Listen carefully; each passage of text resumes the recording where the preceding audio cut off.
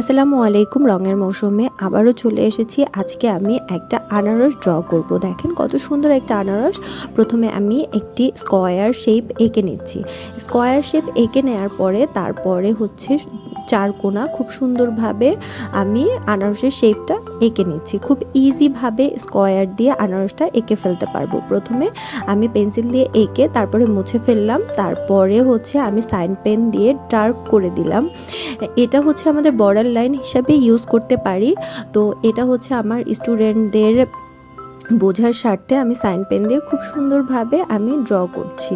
তো আমার ভিডিও যদি সত্যিকারই আপনাদের ভালো লেগে থাকে তাহলে অবশ্যই লাইক, কমেন্ট এবং শেয়ার করবেন। দেখেন কত সুন্দর একটি আনারস হয়ে গেছে। এরপরে হচ্ছে আমি আনারসটা কালার করব। প্রথমে হচ্ছে আমি ডার্ক ব্রাউনটা ইউজ করছি। এরপরে হচ্ছে আমি আস্তে আস্তে লাইটে চলে যাব।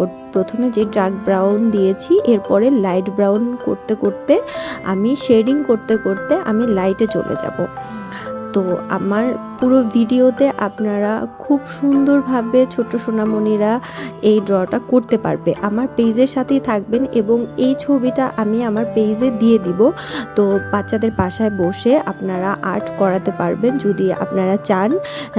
প্রিন্ট করে এই আনারসটার উপরে ছোট্ট সোনামণিদের হাত ঘুরিয়ে ঘুরিয়ে আপনারা প্র্যাকটিস করতে পারবেন। প্রথমে স্কোয়ার শেপ দিয়ে তারপরে আস্তে আস্তে আনারসের শেপটা নিয়ে আসবে। তারপর লিফ এবং আনারসের নিচে যেই ডাটির অংশটা, এটা খুব সুন্দরভাবে হাত ঘুরিয়ে ঘুরিয়ে বাচ্চারা ট্রাই করে ফেলতে পারবে প্রিন্টের মাধ্যমে।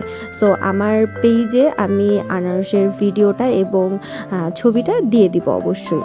তো এরপরে হচ্ছে আমি যে ডাটিটা কালার করে নিচ্ছি, এটা হচ্ছে সবুজ কালারের লাইট শেডটা ইউজ করেছি। এরপরে হচ্ছে ডার্ক শেডটা দিচ্ছি, যেহেতু আনারসের লিফগুলো একটু ডার্ক হয়, সো এই কারণে হচ্ছে আমি ডার্ক শেপগুলো দিয়ে দিচ্ছি।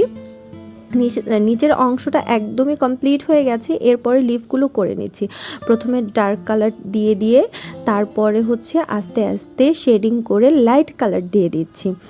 তো খুব ইজিভাবে আমি দেখানোর ট্রাই করেছি। অবশ্যই ছোট্ট সোনামণিদের শিখতে খুবই সহজ হবে।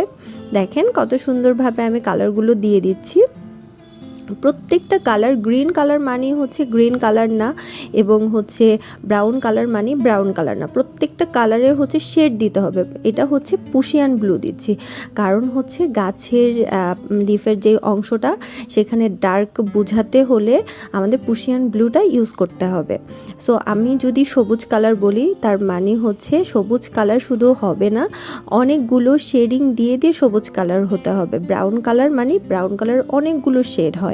তো অয়েল পেস্টেলের টিটি কালারের অনেকগুলো কালার দিয়ে দেখেন কত সুন্দরভাবে আমার